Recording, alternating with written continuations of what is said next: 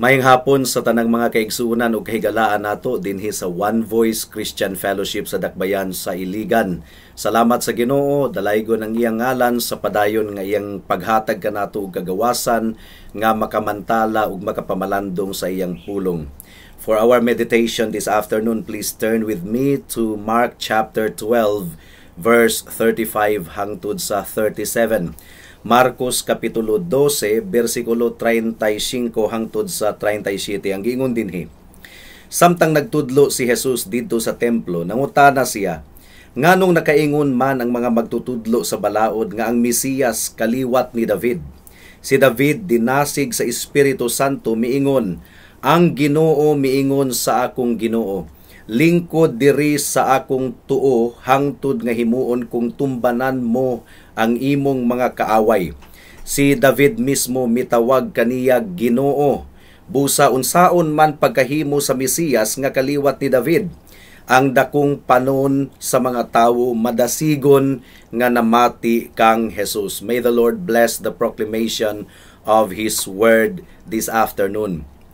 Now, ang Mark chapter 12, mga kaigsuunan, kung ato kining ibutang sa konteksto, ang atong Ginoong Hesukristo nagtudlo didto sa templo. And several times, daghan kayong mga higayon, ang mga iskriba ug mga pariseyo, miduol kaniya, nangutana ug mga lisod nga pangutana sa ilang pagpaningkamot nga ilang i-discredit ug ilang pakaulawan ang atong Ginoong Hesukristo. Apan, palpak ug pakyas kanunay ang ilang mga laraw gumikan kay sila ang napakaulawan. Sa mga naunang bersikulo, mga kaigsuunan, ang mga pariseyo nagtipok together ug usa kanila nangutana sa pangutana, verse 28, unsang sugua ang pinakamahinungdanon sa tanan? What is the greatest commandment of all? Gitubag ni Jesus ang maong pangutana ug iyang gisum up ang kinatibuk ang sugo sa Ginoo sa usa ka pulong, gugma. Love the Lord your God with all your heart, with all your soul, with all your mind, and with all your strength. And the second commandment is love your neighbor as yourself. This concluded several questions. Pagkahuman nga gitubag ni Jesus ang maong pangutana, wala nay napangutana pa ang mga iskriba ug pariseyo, mo kini giingon sa verse 34. Ug wala na gayoy nangahas pagpangutana kaniya kay maulawan man lang sila kung mangutana pa sila. So, ang ilang mga pagpangutana natapos pero wala pa miundang si Kristo sa iyang pagtudlo. Sa verse 34, iyang giingnan ang maong iskriba nga nangutana kaniya, dili ka halayo sa gingharian sa Dios. So nakita ni Jesus nga ang iskriba intelligent gayod nga miuyon sa pagtagad mahitungod sa balaod. Miuyon ang iyang utok. Nakita sa maong iskriba nga ang pagsunod sa balaod sa Ginoo is a matter of the heart, dili pinugsanay. Pwedeng musunod ka sa sugo sa Ginoo sa panggawas, pero ang imong kasing-kasing wala miuyon ini, bugat alang kanimo ang pagsunod sa pulong sa Ginoo. Pero nakita kadto sa iskriba nga ang pagsunod sa Ginoo is a matter of the heart. Ug mao kini ang wala nakita sa uban pang mga iskriba ug mga pariseyo. Wala nila masabti because they were contented with merely obeying the law of God outwardly. Pero sa nasabtan kini sa maong iskriba nga giingnan ni Jesus, you are not far from the kingdom of God. Ang iyang pagsabot, mga kaigsuunan, dili kadto igo.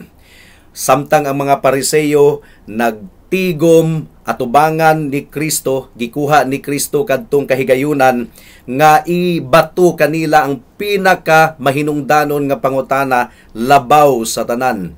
So Jesus Christ throw to them the ultimate question, o unsa man kining ultimate question, mga kaigsuunan. Ang giingon dinhi sa verse 35, unsay inyong ikasulti mahitungod sa Kristo?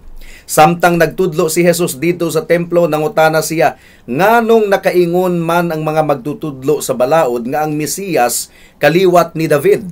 Sa parallel verse niini sa Matthew 22 verse 41 hangtod sa 42, Sa nagkatigom na ang mga Pariseo, nangutana si Jesus kanila, unsa may inyong huna-huna mahitungod sa Mesiyas, kan kinsa man siyang kaliwat, sila mitubag kang David. Kadtong maong iskriba, giingnan ni Jesus nga dili siya layo sa gingharian sa Dios. Pero maura to iyang nasabtan. Wa gyud niya masabti ang pinaka-importante nga bahin sa mensahe sa ebanghelyo. Mao nga gibato ni Kristo ang pinaka-importante nga pangutana, unsay iniyong ikasulti mahitungod sa Kristo. Nganong nakaingon man ang mga magtutudlo sa balaod nga ang Mesiyas kaliwat ni David. And Jesus is causing them to come face to face with the most important question. Gipaatubang sila ni Jesus sa pinaka-importanting pangutana labaw sa tanan. What do you think about Christ? Unsay inyong masulti mahitungod sa Kristo, mahitungod sa Mesiyas? What is the true identity of the Son of David? Kinsa man gyud siya ug unsa man gyud sila? Unsa man gyud ang Mesiyas rather? So, gi-expose ni Kristo ang ilang sipyat nga pagsabot mahitungod sa Mesiyas. Kay kung ang Mesiyas apo lang ni David or anak lang ni David sa unod, nganong gitawag man ni David ang Mesiyas og Lord, Ginoo. The Lord said to my Lord, ang Ginoo miingon sa akong Ginoo. Wala katubag ang mga iskriba og Pariseo. Nga sila, napakaulawan gayud sila, moto hinungdan nga nasuko sila. Ang ilang ignorance na expose at ubangan sa mga katawhan nga midayig kanila sulod sa dugayng mga katuigan, mga kaigsunan. O gitapos ni Jesus ang verse 37 sa pag-ingon, or ang gitapos ni Marcos ang verse 37 sa pag-ingon, ang dakong panon sa mga tawo madasigon nga namati kang Jesus. So niadtong pagsulod ni Jesus sa templo, nagsugod siya sa pag-attract, pagdani sa attention sa mga katawhan, ug giduol dayon siya sa mga religious leaders nga nasina kaniya. Ang giingon sa Mark chapter 11 verse 27, ang giingon din mga kaigsuunan, unya namalik sila sa Jerusalem, samtang naglakaw si Jesus sulod sa templo, giduol siya sa kadagkuan sa mga pari, ingon man sa mga magtutudlo sa balaod ug sa mga pangulo sa mga Hudiyo. And soon, dili lang ang mga religious leaders ang miduol kang Jesus, kundi ang mga tawo, bagang mga katawhan. And remember, Passover celebration kadto, multitudes of people gikan sa nagkalain-laing dapit, nagkalain-laing nasod miadto sa Jerusalem at that time para sa tinuig nga pagpangilin sa Passover feast. O gidescribe ni Marcos ang panon sa mga katawhan isip large crowd, baga kayo nga panon, great throng.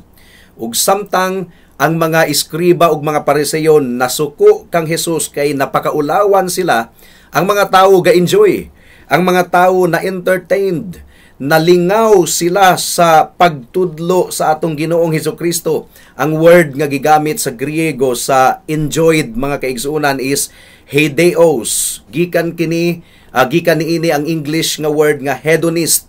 Ang pasabot niining hedonist, lover of pleasure. Nganong ato kining gipasabot, mga kaigsuunan, gumikan kay 2 days lang kini before si Kristo gidakop, and 3 days kadtong mga katawhan nga nag-enjoy sa pagpamati sa wali sa Ginoo, sila na usab ang mga tawo nga misinggit ilansang siya didto sa cross. These same people who are enjoying the teaching and preaching of Jesus 2 days ago or 3 days ago will soon be shouting, "Crucify Him." Ang ilang enjoyment di ay sa pagpaminaw, sa pagwali sa atong Ginoong Hesukristo, dili na naikakurat. Gi-describe lang nila ang usa sa mga matang sa tigpaminaw, sumala sa gitudlo mismo sa atong Ginoong Hesukristo. And at this moment, mga kaigsuunan, atong tun-an ang tulo ka matang sa mga tigpaminaw sa pulong sa Ginoo. Adunay tulo ka matang sa mga tigpaminaw sa pulong sa Ginoo nga atong pagatun-an sa pagpamalandong sa iyang pulong ning takna sa kahaponon. Una, disinterested hearers.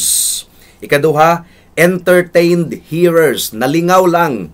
Ikatulo, sincere hearers. Adunay mga tigpaminaw nga sincero gayud nga naminaw, kay buot nilang masayran ug sundon ang kamatuoran. Ug hinaot nga tabangan kita sa balaang espiritu sa atong pagpadayon sa pagpamalandong sa iyang pulong ning takna sa kapunon. Mudangat na kita sa unang punto. Disinterested hearers.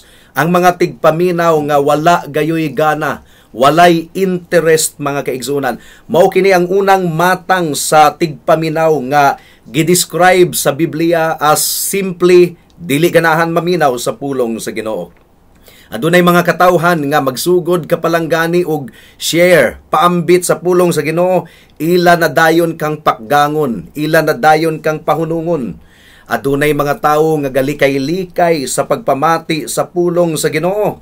O gidescribe kini ni Pablo sa iyang sulat sa unang Korinto kapitulo 1 bersikulo 18 nga kining mga tawhana musalikway gayod sa pagwali mahitungod sa atong Ginoong Hesukristo. Verse 18 ang giingon dinhi, kay ang mensahe mahitungod sa kamatayon ni Kristo didto sa krus, binuang alang ni adtong nangalaglag, apan kanatong giluwas gahom kini sa Dios. Mao kini ang nagadescribe sa mga eskriba ug pariseyo.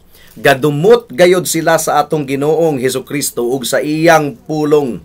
Ug buot sa mga eskriba ug pariseyo nga si Kristo ug ang iyang mga gitudlo madestroy, mapapas. Buot nilang patyon ang atong Ginoong Hesukristo. Ug mao usab kini ang description sa majority sa mga katawhan sa atong henerasyon karon. Kaya nga no, unsa man ang mga tawo karon, majority of the people in our time today, daghan kaayong mga tawo sa atong kapanahunan karon nga dili gayod makaantos, makaagwanta sa pagpamati sa kamatuoran. Ilang gisalikway ang claim sa Ginoo, isip hari sa ilang kinabuhi, kay buot nila nga sila ang mahimong hari sa ilang kinabuhi. Ug kun duna lang untay pagapilian ang mga tao, if they could choose, kung makapili lang unta sila, kung makahimo lang unta sila, ila gayong papason totally ang Dios sa ilang kinabuhi. They do not want God in their lives. Pero aduna po'y ubang mga tao nga na-fall into this category of disinterest bisan pag makita sila sa simbahan kada Domingo mga kaigsunan. Daghang kayong mga religious people na ila ramang itolerate ang pagwali sa pulong sa Ginoo, dili sila interesado, pero dili nila pakgangon ang pagwali sa pulong sa Ginoo. Kaya nga noon sa raman ang ilang buhaton, well, mulingkod sila sa lingkuranan, samtang ang pastor nagwali, pero natulog, gaduka. Wala gayoy interest ang ilang hunahuna, galatagaw ang ilang hunahuna. They don't recognize its life-changing value. Murag program ra, mga kaigsuunan, nga magpaabot na lang sila kung kanus mahuman ang wali sa pastor. Nagduka sila during sermon, natulog sila during sermon, ug ang ilang hunahuna ug kasing-kasing naglatagaw. Ang ilang presensya anaa sa simbahan, pero ang ilang kasing-kasing ug hunahuna layo kayo, disinterested hearers. O gisulti ni Jesus ang usa ka sumbingay nga kadtong mga liso nga nahulog sa bantok nga dalan, as soon as nahulog kadtong mga binhi, aduna dayoy mga langgam nga mitugpa o gipanuhik ang maong mga binhi. Ang giingon sa Matthew chapter 13 verse 3 to 4. Miingon siya, may usa ka tawo nga miadto sa uma aron pagpugas. Sa pagsabod niya sa binhi, adunay nahulog sa agianan ug miabot ang mga langgam ug gipanuka kini. Ug gipasabot ni Kristo ang buot ipasabot niini sa verse 18 and 19. Ang giingon dinhi, busa pamati kamo ug sabta ninyo ang kahulugan sa sambingay mahitungod sa magpupugas. Kadtong nakadungog sa mensahe mahitungod sa gingharian, apan wala makasabot niini, adtuon sa yawa ug sakmiton gikan kaniya ang mga binhi nga napugas diha sa iyang kasing-kasing. Sama niini ang binhi nga nahulog didto sa agianan. Ug doon na gayoy mga tawo nga nakadungog sa wali sa pulong sa Ginoo, pero gumikan kay bantok ang kasing-kasing, paggawas nila gikan sa simbahan, murarag wala sila'y wali nga nadunggan. Disinterested hearers, mga kaigsunan. Ikaduha, ug mao kini ang description sa mga namati kang Kristo niadto nga time. Unsa sila nga matang sa mga tigpaminaw. They were entertained hearers. Entertainment lamang kanila ang pagpamati sa wali. Labi na kung ang magwawali maayong mamatbat, maayong manulti, mamulong. So they enjoy. Multitudes of people, nag-enjoy sila sa preaching, and in some cases, mga wali kini sa mga mini nga mga magwawali ang ilang gi-enjoy.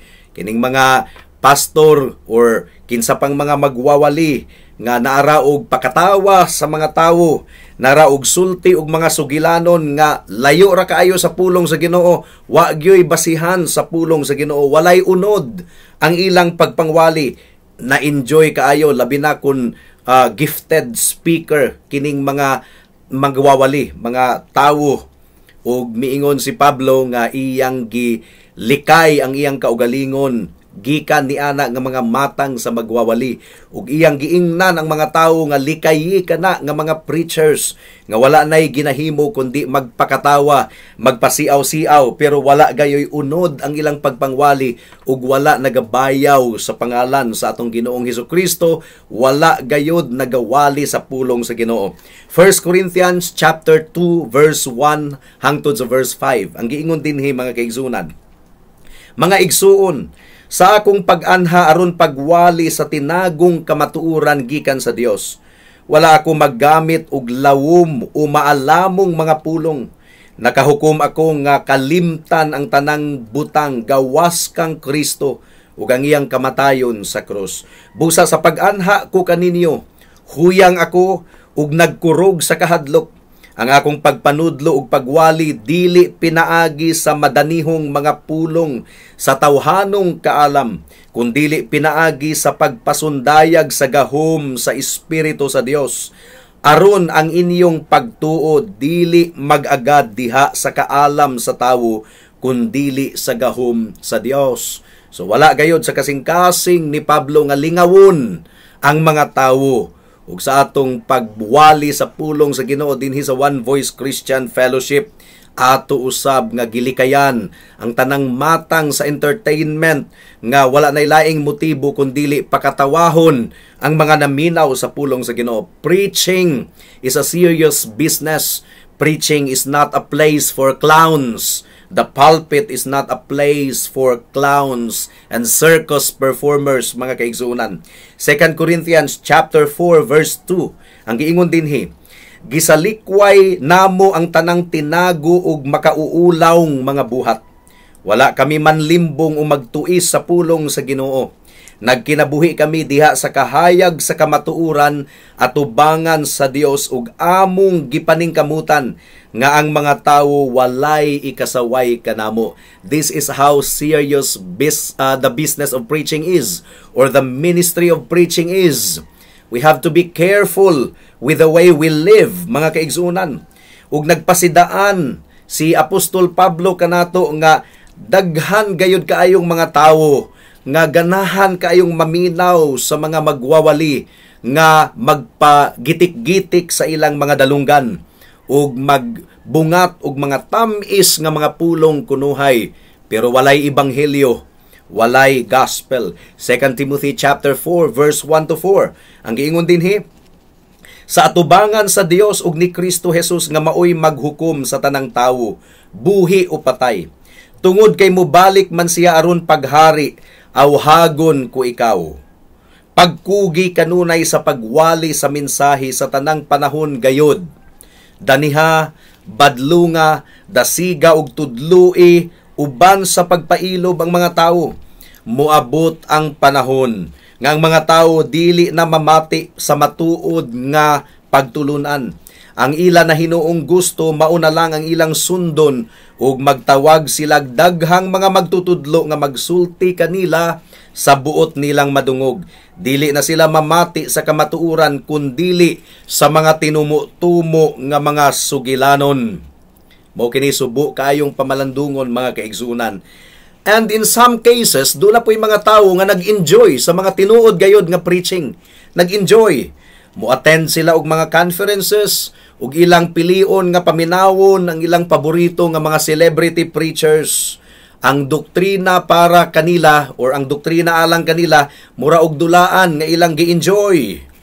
Ang mga debates mahitungod sa Trinity, mga debates mahitungod sa deity of Christ, daghan pa kayong mga topic, nag-enjoy silang maminaw, mura silang gatan-aw og sabong, mura silang gatan-aw og tari.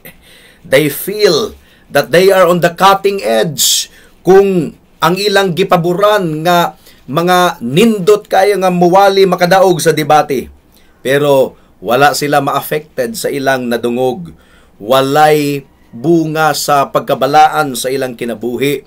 Wala sila mahigugma kang Kristo. Nag-enjoy lang sila sa pagtanaw, sa debate, sa kamatuuran versus sa sayop, bisan pa og ang kamatuuran ang ilang gidapigan. It's all intellectual mga kaigsuunan. Ga-warning ang Ginoo mahitungod ni ana. Nag-warning ang Ginoo sa mga tawo nga nag-enjoy sa pagpaminaw sa mga wali ug ilang gidawat pud kunuhay ang mga mensahe sa kamatuuran, pero kung aduna nay mga paglutos mga kaigsuunan, mubiya na sila kang Kristo ug dili sila makabarog sa kamatuuran nga ilang gi-enjoy kunuhay. Matthew chapter 13 verse 20 to 21 ang giingon dinhi. Ang binhi nga nahulog sa yutang batuon sama sa mga tawo nga malipayong midawat sa mensahe sa pagkadungog nila niini. Apan wala sila makagamot diha kanila, busa dili sila mulahutay. Sa pag-abot sa mga kalisdanan ug mga paglutos tungod sa mensahe, mubiya dayon sila. So they listen with joy, with delight, with rejoicing. But they will turn away from Christ kung moabot na ang kaligtasan. Ug mo kadto ang nag-describe sa mga tawo nga naglibot kang Jesus dito sa templo samtang nagtudlo si Kristo. Nag-enjoy kayo silang naminaw kang Kristo. But 3 days later, usa sila or silang tanan misinggit nga ilansang siya sa krus. So at this point, they enjoyed hearing Jesus. Gumikan kay si Jesus, maayo kayong mutudlo. Adunay confidence, adunay authority ang iyang pagtudlo. O basin og nag-enjoy sila nga ang mga iskriba ug pariseyo nga hambog kayo sa nga tanan na ulawan, napakaulawan. It was good to hear nga gibutang sila ni Jesus sa dapat nilang kabutangan mga kaigsunan. Pero ang bagang panon sa mga katawhan wala gayod mausab pinaagi sa pulong sa Ginoo. They were unable to receive the words of Christ. Ang ilang konsensya natulisok tingali, momentarily, temporarily, pero nakalimtan na nila dayon because 3 days after, they shouted, "Crucify Him! Crucify the Lord Jesus Christ!" Maupod kini ang description ni Haring Herodes nga nag-enjoy sa pagpamati sa wali ni Juan Bautista, bisan pag nahadlok siya, pero nag-enjoy siya. Mark chapter 6 verse 20, ang giingon dinhi, nahadlok si Herodes kang Juan, kay nasayod man siya nga si Juan maayo ug balaan nga tawo, busa gipanalipdan niya si Juan. Bisan tuod masamok ang hunahuna ni Herodes, inig kabati niya sa tanan nga isulti ni Juan, mamati gihapon siya kaniya. So, si Jesus pod sa iyang pagpanudlo, iyang gikutlo ang nasulat sa Isaias. There are people who only love to listen, but they do not want to obey the word of God. Matthew chapter 13 verse 14 hangtod sa 15 ang giingon dinhi, busa natuman ang panagna ni Isaias, nakakita kamo ug nakadungog, apan nagpakabuta bungol lang kamo, kay kining mga tawhana gahig ulo. Gisampungan nila ang ilang mga dalunggan ug gipiyong ang ilang mga mata, kay dili sila buot makakita ug dili buot makadungog. Kay tingali unyag makasabot sila ug buot ug mobalik kanako ug sila akong ayuhon. Nag-ingon ang Dios. Si Santiago usab naghatag kanato og warning sa mga tawo nga naara og pamati sa pulong sa Ginoo pero wala mausab ang kinabuhi. James chapter 1 verse 22 hangtod sa 24. Ang giingon dinhi, ayaw limbungi ang inyong kaugalingon pinaagi sa pagpamati lamang sa pulong sa Dios. Hinuon tumana kini ang mamati sa iyang pulong apan dili magtuma niini mahisama sa usa ka tawo nga mannamin ug makakita sa iyang tinuod nga hitsura. Makasudong siya sa iyang kaugalingon apan inigpahawa na niya malimot lang dayon siya sa iyang hitsura. The vast multitude of people during the time of Jesus Christ nagpabilin nga wala na bag-o ang ilang kasing-kasing. Napakya sila sa pagkakita kang Kristo kung kinsa gayod siya sa tinuuray gayod. Siya ang manluluwas, siya ang Dios, siya ang hari. Ang ilang pagtanaw kang Jesus, maayo lang mubatbat, maayo lang muwali. And many of these people must have been part of the crowd that would be gathered in 3 days nga musinggit ilansang siya sa krus. Marcos kapitulo 15 bersikulo 11 hangtod sa 15. Ang gingon dinhi, apan gihulhugan sa kadagkuan sa mga pari ang mga tawo nga pangayoon nila kang Pilato nga si Barabas mao'y buhian.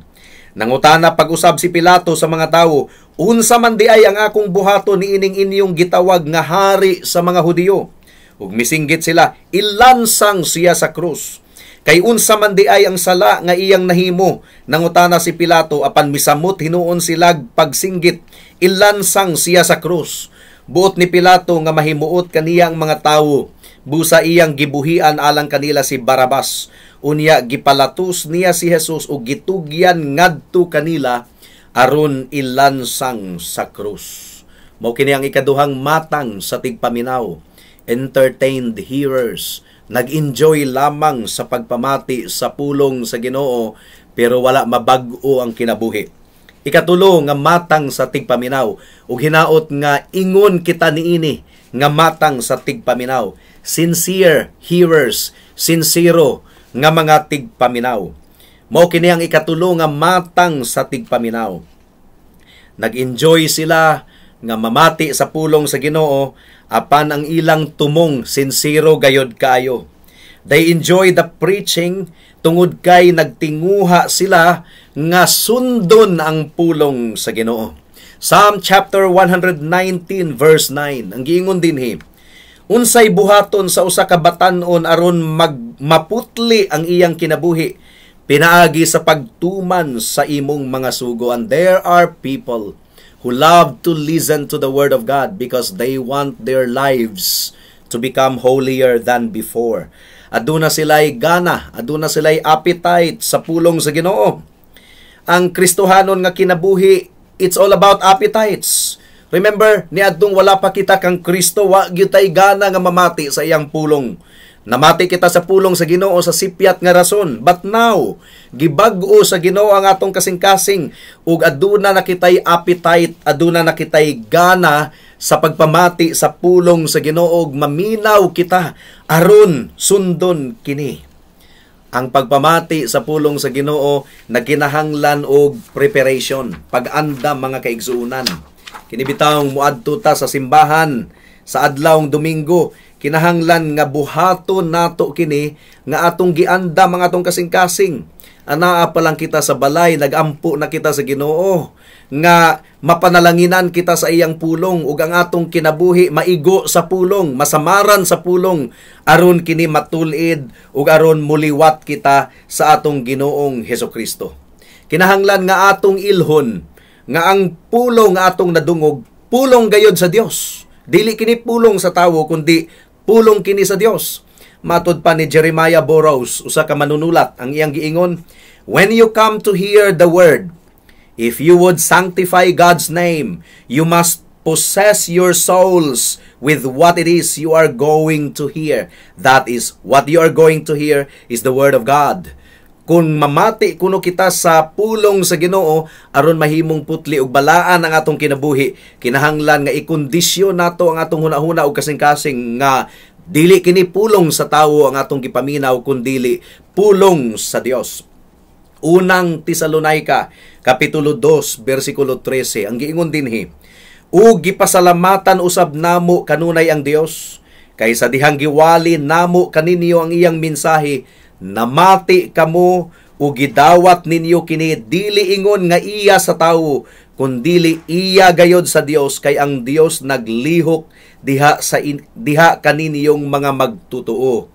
And this is our prayer for One Voice Christian Fellowship, that we will really listen to the proclamation of the Word of God with all eagerness and with a condition sa atong kasing-kasing nga pulong gayud sa Ginoo ang atong pamation. Ug kung maigo kita sa pulong sa Ginoo, kung masamaran kita sa pulong sa Ginoo, praise God! Ang tumong sa Ginoo aron nga matuliid kita ug mahimong balaan ang atong kinabuhi. Matud pa ni Donald Whitney, kinahanglan gayod nga tahuron nato ang pulong sa Ginoo. If you enter the typical evangelical church, matud pa ni Donald Whitney, 2 minutes before the start of worship service, it sounds almost like you've walked into a gymnasium. Mura kunog naasulod sa gymnasium nga dunay dula sa basketball.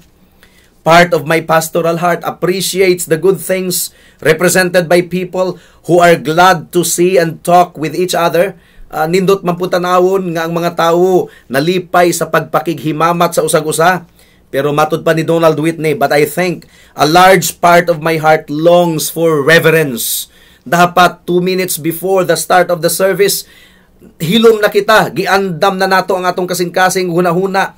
Aduna nay espiritu nga nangita sa presensya sa Ginoo, nangandoy sa presensya sa Ginoo, nangandoy nga mamati nga adunay pagtamud ug pagtahod sa pulong sa Ginoo. Kinahanglan nga mupahulay kita sa Sabado sa gabi. Kinahanglan nga dili nato haguon ang atong lawas. Doon na kita'y extra nga kusog aron sa pagpamati sa pulong sa Ginoo sa adlawng Domingo. Ug daghan kayong mga tawo nga kinahanglang badlungon ni ini nga aspeto. Kay ilang gihago ang ilang lawas sa adlawng Sabado ug pag-abot sa adlawng Domingo, nagduka na sila sulod sa simbahan. You need to order and discipline your life to get 7 to 8 hours of sleep so that you can have the energy during the whole day worship sa adlaw sa igpapahulay. And kinahanglan nga iampo nato sa Ginoo nga iyang dugangan pagayod ang atong appetite sa iyang pulong.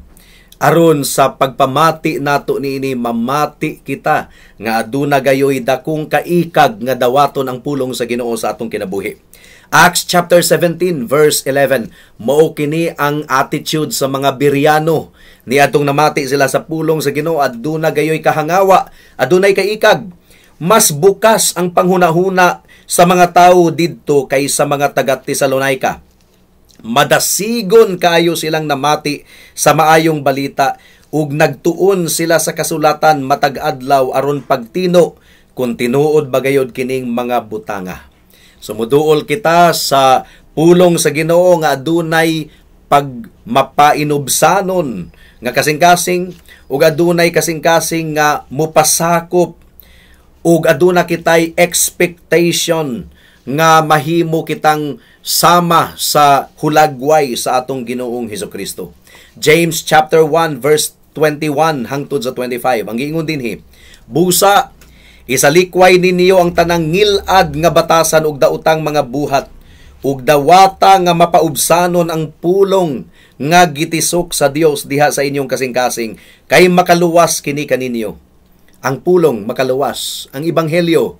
Faith comes from hearing and hearing by the word of God.